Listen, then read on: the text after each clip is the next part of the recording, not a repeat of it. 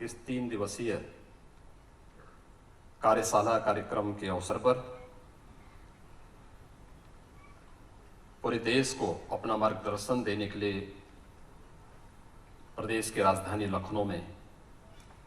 उपस्थित आदरणीय प्रधानमंत्री जी, प्रदेश की माननीय राज्यपाल श्रीमती आनंदीबेन पटेल जी, माननीय रक्षा मंत्री श्री राजनाथ सिंह जी, केंद्रीय आवासन एवं शहरी विकास और पेट्रोलियम मंत्री श्री हरदीप सिंह पुरी जी, माननीय भारी उद्योग मंत्री भारत सरकार डॉक्टर महेंद्र नाथ पांडे जी, भारत सरकार के राज्य मंत्री श्री कौशल किशोर जी, प्रदेश सरकार में मेरे वरिष्ठ सहयोगी उप मुख्यमंत्री श्री केशव प्रसाद मौर्य जी, डॉक्टर दिनेश शर्मा जी, नगर विकास के मंत्री श्री आशुतोष टंडन जी, राज्य मंत्री महेश चंद्र गुप्त जी, आज के इस 3 दिवसीय कॉन्फ्रेंस कम एक्सपो में उपस्थित देश के लगभग 1 दर्जन से अधिक नगर विकास के माननीय मंत्रीगण, प्रदेश सरकार के मेरे सभी सहयोगी मंत्रीगण और उपस्थित महानुभाव, मैं प्रदेश की ओर से देश के यशस्वी प्रधानमंत्री आदरणीय नरेंद्र मोदी जी का इस 3 दिवसीय कार्यशाला के शुभारंभ के अवसर पर हृदय से स्वागत करता हूं, अभिनंदन करता हूं।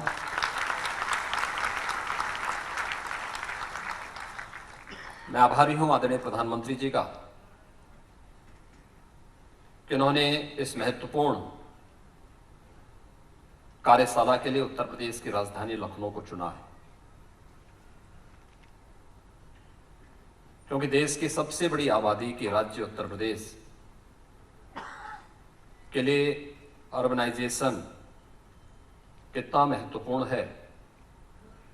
यह विगत 4.5 वर्ष के दौरान प्रदेश के अंदर आदरणीय प्रधानमंत्री जी के मार्गदर्शन में, उनके निर्देशन में जो तमाम प्रकार की योजनाओं ने शहरी परिवेश को बदलने और प्रत्येक नागरिक के जीवन में व्यापक परिवर्तन लाने में जो सफलता प्राप्त की है, आज यहाँ पर उसके कुछ उदाहरण प्रदर्शनी के माध्यम से भी देखने को और समझने को प्राप्त हो सकते हैं। उत्तर प्रदेश सरकार अपनी उन उपलब्धियों के साथ देश के सामने और देश के अंदर नई तकनीक और अर्बन डेवलपमेंट के क्षेत्र में जो कुछ नया देखने को मिल रहा है, यह सब उत्तर प्रदेश वासियों को, उत्तर प्रदेश के नगर निकायों को भी देखने को प्राप्त होगा। इसके लिए मैं माननीय प्रधानमंत्री जी का, प्रदेश शासन और उत्तर प्रदेश की जनता की ओर से हृदय से आभार व्यक्त करता हूं। मैं स्वागत करता हूं माननीय रक्षा मंत्री जी का, जो इसी लखनऊ के माननीय सांसद भी हैं। इस 3 दिवसीय कार्यशाला के उद्घाटन कार्यक्रम में आज उनका यहां पर मार्गदर्शन प्राप्त हुआ है। मैं स्वागत करता हूं केंद्रीय आवासन और शहरी विकास के मंत्री माननीय श्री हरदीप सिंह पुरी जी का, जो निरंतर प्रदेश के विकास के लिए अपना सहयोग पूरी सकारात्मक ऊर्जा के साथ प्रदान करने के लिए सदैव तत्पर रहते हैं। मैं केंद्रीय मंत्री महेंद्र नाथ पांडे जी का, श्री कौशल किशोर जी का भी इस अवसर पर हृदय से स्वागत करता हूं।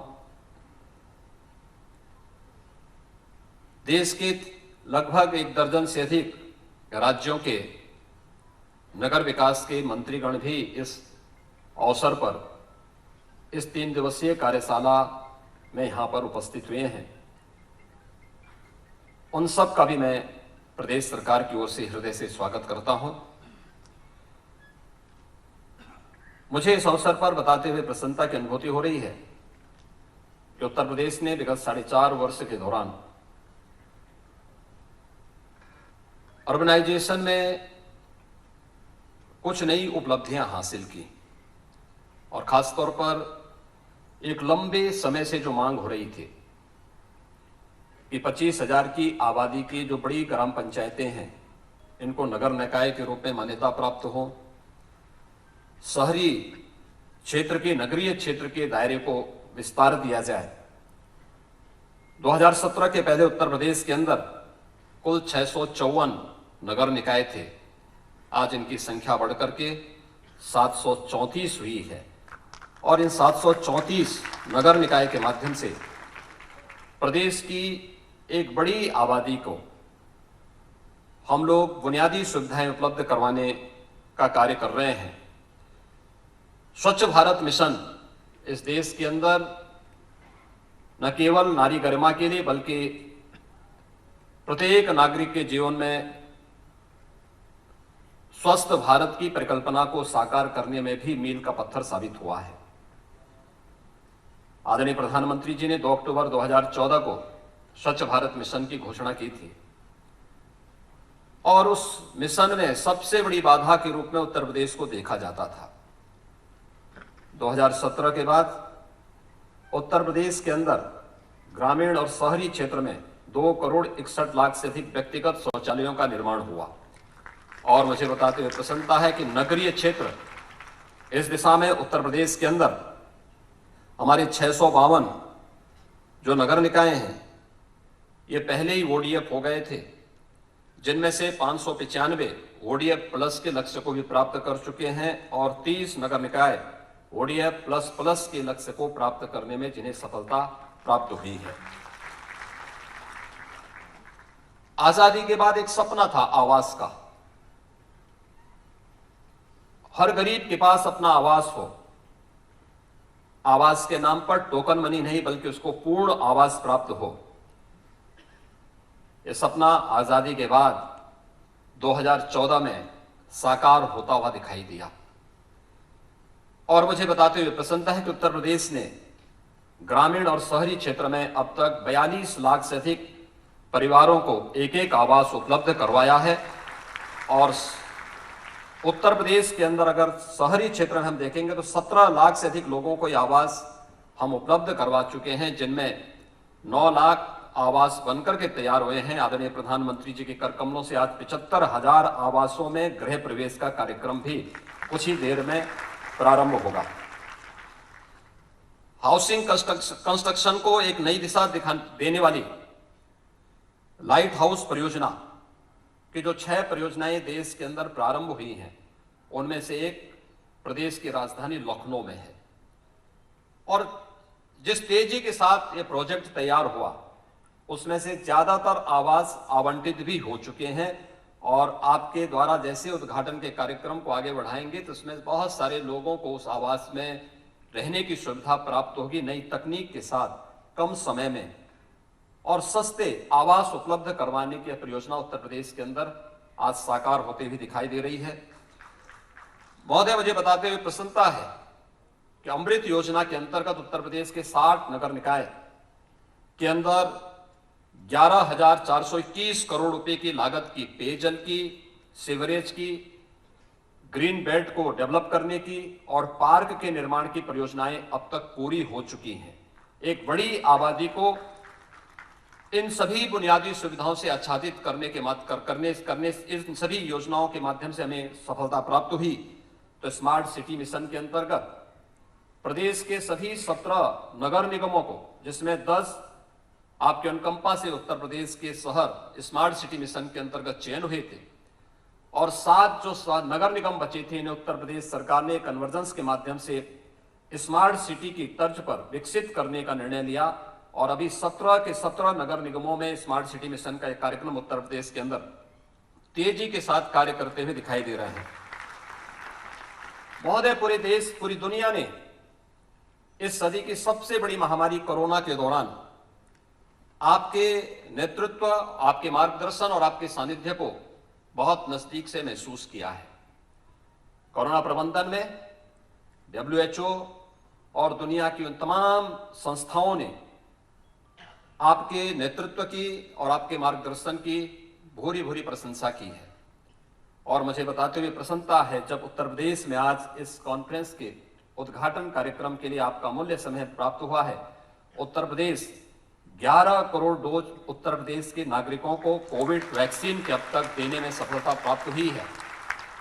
हम लगभग 8 करोड़ लोगों के कोविड टेस्ट भी अब तक संपन्न कर चुके हैं। और मुझे बताते हुए प्रसन्नता है कि आत्मनिर्भर भारत के उस लक्ष्य को प्राप्त करने के लिए PM स्वनिधि योजना, जो स्ट्रीट वेंडर के लिए आजादी के बाद पहली योजना प्रारंभ हुई थी, स्ट्रीट वेंडर के लिए उत्तर प्रदेश के अंदर अब तक 7 लाख से अधिक स्ट्रीट वेंडर को हम लोगों ने बैंकों से लोन उपलब्ध करवाने में सफलता प्राप्त की है। और हमारा प्रयास है कि बहुत शीघ्र जो बचे हुए लगभग 1.5 लाख अन्य स्ट्रीट वेंडर हैं, उनको भी हम इस सुविधा से आच्छादित करने में हमें सफलता प्राप्त होगी। महोदय, आपका हमेशा से इस बात पर जोर रहा है कि शहरी क्षेत्र में पब्लिक ट्रांसपोर्ट का सिस्टम बेहतर होना चाहिए, और इसके लिए आज आप पहले से उत्तर प्रदेश के अंदर आपके मार्गदर्शन में 40 इलेक्ट्रिक बसेस पहले से संचालित हैं, और आज आपके कर कमलों से 75 ऐसी बसेस, इलेक्ट्रिक बसेस का संचालन आपके कर कमलों से प्रारंभ होने जा रहा है। और आने वाले समय में उत्तर प्रदेश के 14 नगर निकायों में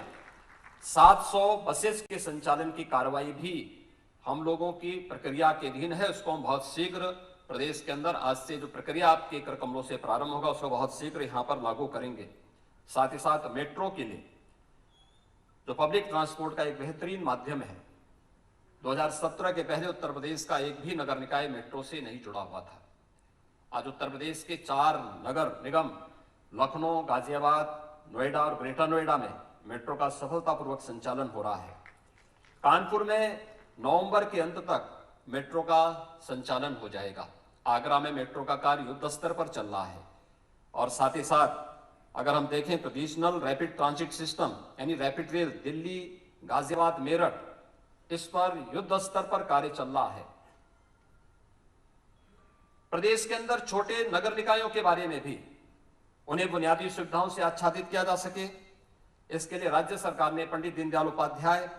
आदर्श नगर निकाय योजना पहले से संचालित की है, और ये सभी नगर निकाय इसके माध्यम से संचालित हैं। नगरीय क्षेत्रों में अल्प विकसित और मलिन बस्तियों में आधारभूत संरचनाओं के लिए भी प्रदेश सरकार ने मुख्यमंत्री नगरीय अल्प विकसित व मलिन बस्ती विकास योजना प्रदेश के अंदर संचालित हो रही है, जो उन क्षेत्रों में बुनियादी सुविधाओं को उपलब्ध कराने के लिए अपना कार्य कर रही है। महोदय, आपके मार्गदर्शन में प्रयागराज कुंभ को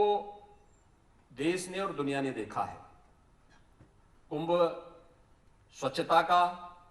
सुरक्षा का और सुव्यवस्था का एक मानक प्रस्तुत कर सके। आपका जो मार्गदर्शन और नेतृत्व प्राप्त हुआ था, उस समय प्रयागराज कुंभ ने उस अभियान को आगे बढ़ाने का कार्य किया था, और प्रयागराज कुंभ ने कुंभ को एक नई दिशा देने का कार्य किया था। और मुझे बताते हुए प्रसन्नता है कि प्रयागराज कुंभ की जो नोडल विभाग था हमारा, वह नगर विकास विभाग ही था, जिसने प्रयागराज कुंभ को पहली बार स्वच्छता, सुरक्षा और सुव्यवस्था का एक नया मॉडल प्रस्तुत किया था। क्योंकि कुंभ के बारे में इस बात की चिंता थी कि ट्रैफिक मैनेजमेंट कैसे होगा, सुरक्षा की व्यवस्था कैसे होगी। स्मार्ट सिटी मिशन के अंतर्गत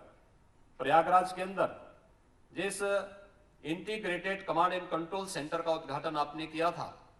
उस कमांड एंड कंट्रोल सेंटर ने केवल प्रयागराज कुंभ में ट्रैफिक की व्यवस्था के संचालन में अपना योगदान दिया था, बल्कि प्रयागराज कुंभ में आने वाले 24 करोड़ श्रद्धालुओं को सुरक्षा उपलब्ध करवाने में भी वहां की व्यवस्था ने बहुत बड़ा योगदान दिया था। और वह कार्यक्रम इस अवसर पर प्रारंभ हुआ। हम आभारी हैं आपके कि आपने 1 अक्टूबर को स्वच्छ भारत मिशन शहरी के द्वितीय चरण के कार्यक्रम का और अमृत के द्वितीय चरण के कार्यक्रम का शुभारंभ किया है। आपने लक्ष्य रखा है कि नगरीय क्षेत्र को पूरी तरह कचरे से मुक्त रखा जाए। शहरों को प्राप्त होने वाला जो जल है उसको सुरक्षित रखने की जो आपका संकल्प है। सीवरेज का गंदा पानी किसी भी नदी में न गिरे, आपका जो संकल्प है, इस संकल्प के साथ प्रदेश सरकार पूरी प्रतिबद्धता के साथ उसे एक मंत्र मान करके आगे बढ़ाने का कार्य करेगी। हमें पूरा विश्वास है कि 3 दिवसीय कार्यशाला आपके मार्गदर्शन में सफलता की नई ऊंचाइयों को प्राप्त होने के साथ साथ एक दूसरे राज्य में जहां कहीं भी कुछ अच्छा हो रहा है उसको हम अंगीकार करने में सफल होंगे। मैं एक बार फिर से इस पूरे कॉन्फ्रेंस के लिए की सफलता के प्रति अपनी शुभकामनाएं देता हूं। आदरणीय प्रधानमंत्री जी का, माननीय राज्यपाल महोदय का, माननीय केंद्रीय मंत्रियों का, अन्य सभी आगत अतिथियों का हृदय से स्वागत अभिनंदन करता हूं। धन्यवाद। जय हिंद।